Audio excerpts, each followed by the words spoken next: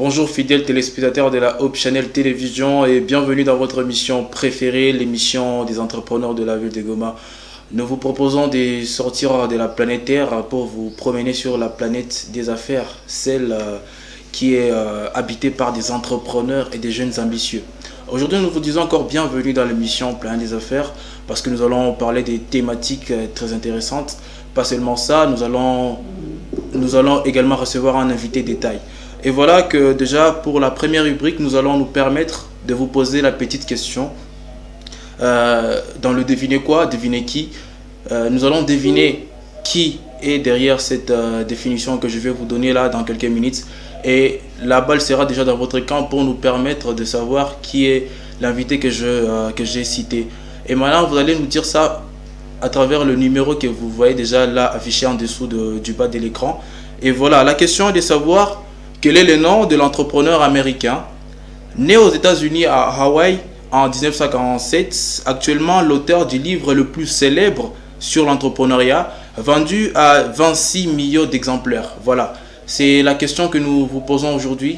Qui est cette personnalité-là? Je réitère, né aux États-Unis en 1947, actuellement l'auteur du livre le plus célèbre sur l'entrepreneuriat, vendu à 26 millions d'exemplaires dans le monde. Vous pouvez nous répondre à travers le numéro que vous retrouvez là en dessous et nous dire qui est cet entrepreneur-là. Nous serons très ravis de vous lire sur message normal ou bien sur WhatsApp. Et voilà, nous allons poursuivre déjà notre émission avec l'invité du jour qui est Monsieur Guel Mamlaka en jeune de Goma qui va beaucoup plus nous parler sur sa personne et sur l'entrepreneuriat des jeunes. Monsieur Guel Mamlaka, bonjour et bienvenue.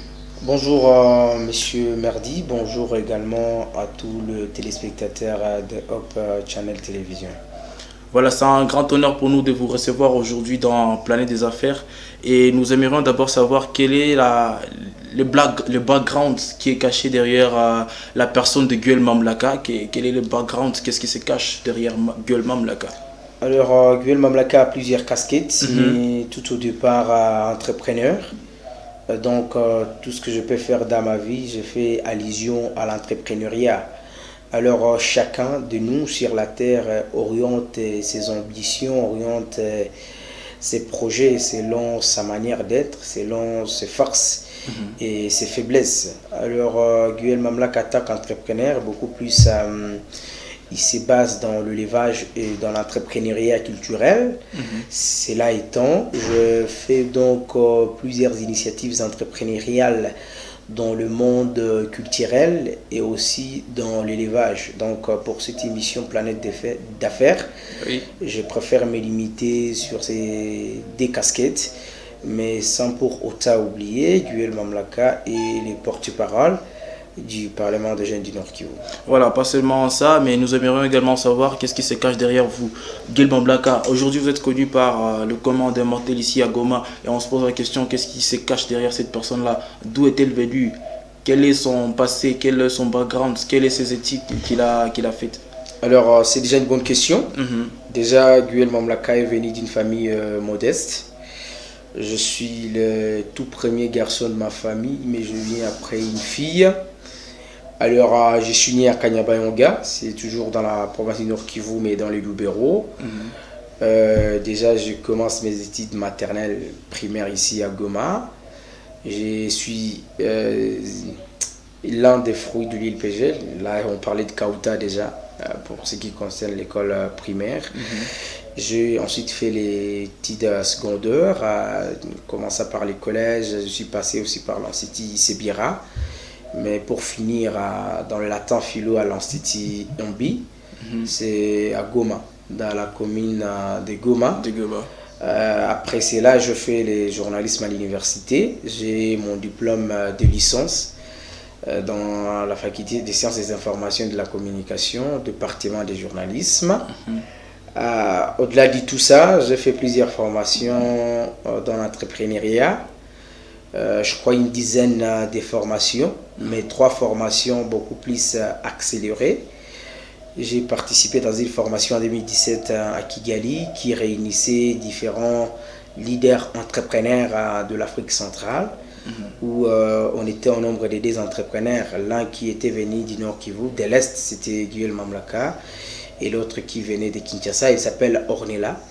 C'est une fille qui a de la notoriété à Kinshasa dans la fabrication des savons et tout ce qui va avec. Elle est aussi entrepreneur.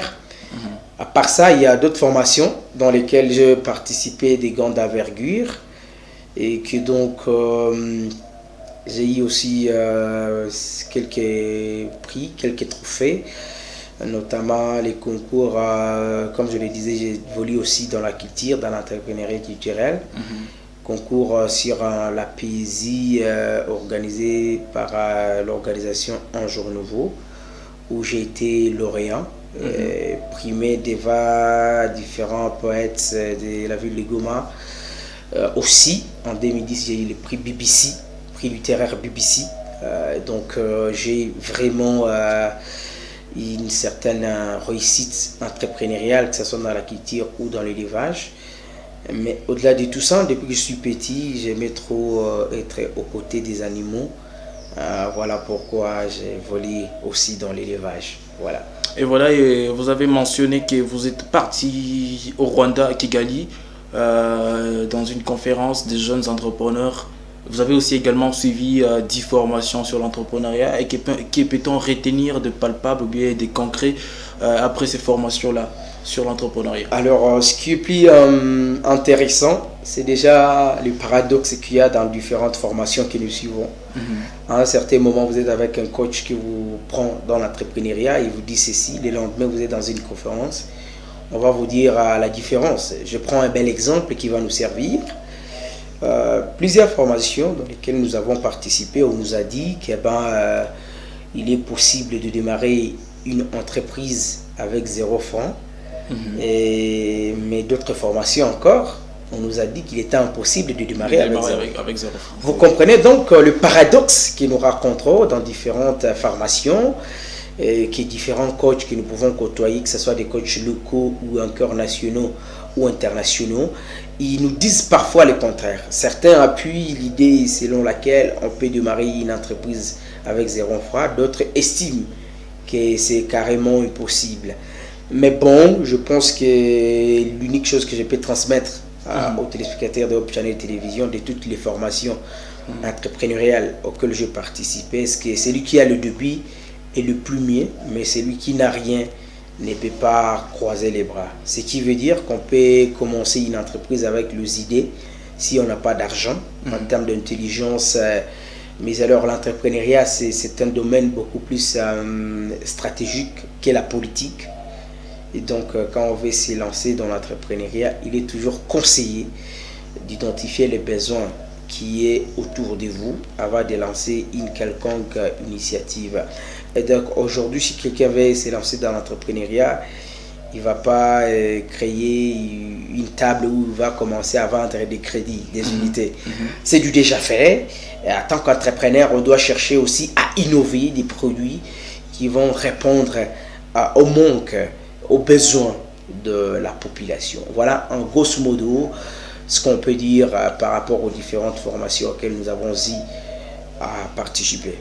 Voilà, nous sommes toujours en train de poursuivre avec notre émission Plein des Affaires avec notre invité Guelma Mlaka. Je réitère toujours la question du jour qui est celle de savoir quel est cet auteur entrepreneur congolais américain, s'il vous plaît. Né aux États-Unis à Hawaï en 1947, actuellement l'auteur des livres le plus célèbres sur l'entrepreneuriat, vendu à 26 millions d'exemplaires dans le monde, dénommé Père riche, Père pauvre. Le nom du livre, quel est cet auteur? Nous sommes très ravis de recevoir vos messages sur un message normal ou bien sur WhatsApp pour nous dire quel est cet auteur et nous serons très ravis de vous lire. Et voilà que nous sommes en train de toujours poursuivre avec l'émission Plein des Affaires avec l'invité du jour Guelma Mlaka, avec la question de savoir, aujourd'hui nous sommes en train de parler de l'entrepreneuriat des jeunes. Et que peut-on espérer à l'entrepreneuriat des jeunes pour développer notre pays? Est-ce qu'on peut espérer que les jeunes vont développer notre pays grâce à l'entrepreneuriat? Il est vrai que le pays développé actuellement, ce sont des pays où les jeunes se sont donnés à l'entrepreneuriat. Exact. Mais je puis vous affirmer ici que la politique prend le sommet. Donc quand vous prenez les églises, les associations, les entrepreneurs, les avocats, le médecin, le docteur ou encore le militaire à Ban, ceux qui conduisent tout, ceux qui sont au sommet, ceux qui ont la machine, s'appelle la politique. Donc vous comme voulez le nous politique, dire que les politiques sont déçus. bien sûr, c'est la Constitution qui nous a éclairé par rapport à ça, parce que la Constitution a accordé beaucoup de pouvoir aux politiques. Cela étant, pour répondre à votre question, le pays ne peut pas prétendre avoir un certain nombre de développements si la population se penche sur la politique. Ce qui veut dire que tout pays dans le monde a connu un développement grâce à l'entrepreneuriat. Mais l'entrepreneuriat marche de pair avec la politique. Et quand je parle de la politique, je fais allusion à la manière dont le service de l'État traite les initiatives, je dirais, de macro-initiatives de jeunes ou de macro-entreprises. La manière dont le politique taxe même les entrepreneurs. Parce qu'on peut bon avoir les idées de faire l'entrepreneuriat, mais si la politique ne nous accompagne pas à être de meilleurs entrepreneurs, on va finir par faner. Et que donc l'entrepreneuriat, c'est comme une fleur cuite dans le jardin, il faut l'arroser.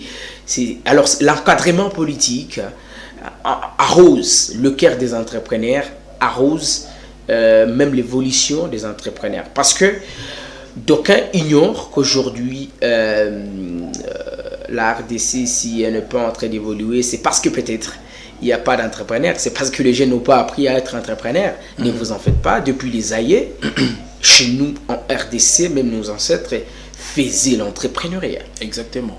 Mais ce qui a bloqué, ou ce qui bloque aujourd'hui les entrepreneurs, ah ben, ce sont les acteurs politiques. Je le dis sans peur d'être contredit. Je donne un exemple, quelqu'un peut ouvrir une petite boutique chez lui à la maison pour commencer à entreprendre. Ah ben, le même jour, à la minute même qu'il est en train d'ouvrir la porte, il y a plusieurs services qui vont passer pour demander des taxes, des impôts, et que donc il y a dit toïboui. Ça crée donc un certain nombre d'embouteillages dans les chefs d'entrepreneurs. Ne vous en faites pas. Si un entrepreneur peut prendre l'initiative en jeune de créer quelque chose et il va connaître l'évolution, cela va directement influencer les autres. Parce que le leadership est mieux exprimé dans l'entrepreneuriat qu'ailleurs. Si aujourd'hui, certains jeunes n'ont pas pris l'initiative de devenir aussi entrepreneurs, c'est parce que peut-être ils ont vu, et voilà, Bonaguel Mamlaka, il a fait ceci, il a créé telle chose, mais déjà les services de l'État étaient en train de les tracasser. Je ne vais pas dire que les entrepreneurs ne doivent pas payer des taxes. Non, ils doivent payer. Mais quel genre de taxes les entrepreneurs payent et pour quelle finalité les entrepreneurs payent? Et que donc le détournement qu'il y a aujourd'hui, le vol qu'il y a aujourd'hui dans les chefs de ceux qui nous gouvernent ne permettent pas aux entrepreneurs d'aller de là-bas. Mais j'ai pu confirmer ici qu'aucun pays dans le monde n'a connu le développement sans avoir l'entrepreneuriat. Et que donc l'entrepreneuriat demeure la clé même du développement. La clé du développement, mais avec un chef autoritaire qui est la politique, comme vous l'avez dit, n'est-ce pas? Bien entendu. Voilà. Et maintenant, on peut se poser la question de savoir, si on observe la RDC, il y a des impôts et taxes. Si on observe le Kenya, par exemple, il y a des impôts et taxes. Si on observe la France, il y a des impôts et taxes. Si on observe les États-Unis, également, il y a des impôts et taxes. Mais quelle différence y a-t-il entre tous ces 4 pays? Tous nous payons des impôts et taxes, mais chez nous, en RDC, il n'y a pas toujours un niveau élevé des entreprises. Qu'est-ce qui peut causer tout ça, honorable Guel Mamlaka? Ce qui cause cela, c'est les détournements. Prenons des exemples palpables. Quelqu'un peut être entrepreneur, mais il fait l'agriculture. C'est-à-dire qu'il a un chat de l'autre côté à Massissi. Là, nous sommes au Nord Kivu, en RDC, pour ceux qui nous suivent sur Canal Plus peut-être ailleurs. Massissi, c'est donc au Congo. Alors, quand il arrive à Goma, dans la ville, il a un dépôt où peut-être ses marchandises arrivent, et puis il va payer la taxe et tout ce qui va avec. Le lendemain, pendant qu'il est en train d'amener encore ses marchandises à Kita-Massissi pour venir à Goma, le camion est bloqué parce que la route est en mauvais état. Ouais. Vous comprenez un peu? Est-ce qu'il va avoir le goût, le courage de payer encore les taxes? Ça pose problème. Différemment d'un entrepreneur, pareil, de la France, des États-Unis ou encore au Brésil, quand il paye, Et ces marchandises vont quitter paisiblement Auchan jusqu'à arriver au centre-ville. Parce que les taxes qu'ils sont en train de payer, ça permet aussi l'évolution sur le plan énergie, timing et tout ce qui va avec, par rapport à ce qu'ils sont en train d'entreprendre. C'est ça donc la différence. Pour parler d'éléments simples, la mégestion, les détournements qu'il y a aujourd'hui en RDC, nous parlons du Nord Kivu précisément, ne permet pas à ce que les entrepreneurs aillent de l'avant. Normalement, aujourd'hui, toute le riz de Goma, par rapport au nombre d'entrepreneurs que nous avons au Goma, au nombre d'entrepreneurs qui payent les impôts et les taxes, aucune rue dans la ville de Goma devrait être non asphaltée. C'est ici, récemment, que nous commençons à assister à du pavé dans des rues. Mais normalement, cela devrait être depuis très longtemps. Mais comme les gens détournent, volent l'argent de la République, ça ne permet pas aux entrepreneurs d'aller de l'avant. Comme nous sommes en train de parler du problème, on peut espérer avoir une réponse venant de votre côté pour donner des solutions à ces problèmes-là. Par exemple, du problème de détournement que vous venez là d'éfuter. Quel serait le remède à ce problème, à cette maladie-là que souffre la République démocratique du Congo? On ne peut pas être un entrepreneur sans avoir une idée sur la constitution du pays.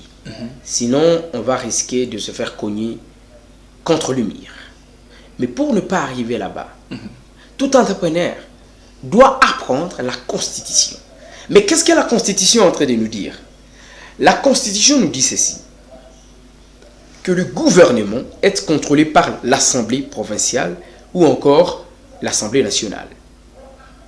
Qui gère l'Assemblée provinciale? Qui gère l'Assemblée nationale? Ce sont les députés. Et donc l'entrepreneur doit aussi apprendre à voter. Pour qui voter? Et comment voter? Parce qu'aujourd'hui, si on n'a pas des édits, par exemple, portant sur la protection des entrepreneurs, c'est parce qu'on a eu des députés fainéants, permettez le terme, des députés qui n'ont pas été à la hauteur, de proposer des lois, de proposer des édits qui vont protéger les entrepreneurs. Ceux qui ont le rôle, selon la Constitution, ce sont les députés. Et ceux qui peuvent contrôler les agents de la DGRNK, de la mairie qui demandent des impôts. De l'environnement également. De l'environnement également. Ah ben, ce sont normalement les députés provinciaux qui doivent interpeller le responsable de ces différentes institutions pour savoir où vont l'argent que payent les entrepreneurs. Et donc, je pense que comme aujourd'hui l'actualité politique du pays nous permet aussi à ce que nous puissions avoir des nouvelles personnalités au niveau des assemblées provinciales ou encore au niveau de l'Assemblée nationale, les entrepreneurs doivent aussi s'assumer, donner le pouvoir aux personnes capables de protéger les intérêts des entrepreneurs. Qui protège l'entrepreneur protège tout un peuple. Mais où est la loi qui protège les entrepreneurs? Et si la loi est là, est-elle promulguée? La réponse est négative. Nous avons intérêt aujourd'hui, en tant qu'entrepreneurs, d'avoir une protection parlementaire. Une protection parlementaire des entrepreneurs qui seraient venus d'eux-mêmes pour qu'ils puissent chercher une personne qui comprend leur idéologie et leurs problèmes afin d'assumer des telles responsabilités pour leur permettre d'aboutir à quelque chose de palpable. Et voilà, nous sommes en train de poursuivre avec toujours l'émission. Il y a M. Atana Depi Majengo qui nous a écrit. Il nous a donné une réponse concernant notre auteur du jour. Il a dit, c'est Henri Fayol. Malheureusement, M. Atana Depi Majengo, ce n'est pas la bonne réponse. Nous allons toujours attendre que la personne puisse donner une bonne réponse. Ce n'est pas la bonne réponse. Nous parlons de l'auteur du livre Père riche, Père pauvre. Veuillez rechercher, vous allez trouver et nous serons très ravis de vous lire pendant l'émission. Sinon, nous poursuivons déjà avec l'émission. Il y a également Mlaka qui nous parlait des entrepreneurs qui doivent chercher un délégué qui pourra associer leur idéologie au Parlement. Et voilà, on peut se dire que ça c'est du côté du gouvernement. Maintenant, que peut-on faire du côté des entrepreneurs pour permettre à ce que ces détournements-là des fonds puissent s'apaiser ou bien finir carrément? Je pense que les entrepreneurs n'ont pas une force qui peuvent les aider. Mais il faut aussi qu'en tant qu'entrepreneur, que nous ayons un organe qui va nous réunir. Exact. Parce qu'au fond, on est un peu divisé, on n'est pas très unis. Et ce qui nous manque, c'est cela. Parce qu'il y a, quand vous voyez même de jeunes millionnaires dans d'autres pays, ce sont des jeunes qui ont un certain nombre d'organisations. Ils sont réunis ensemble. Ils sont réunis ensemble, ils partagent des idées, ils partagent pourquoi pas de produits, des formules et tout ce qui va avec. Mais chez nous, cela n'est pas encore fait. C'est vrai qu'il y a encore une crise de confiance les uns envers les autres, mais on a besoin d'avoir des entrepreneurs fiables les entrepreneurs réunis. Je prends l'exemple du courant. On a une coupure de courant à Goma ailleurs. Exactement. Saviez-vous que les gens qui nous produisent ces courants, qui nous vendent ces courants, enfin, l'auteur en soi, c'était millionnaire. Le propriétaire de ces courants, c'était millionnaire.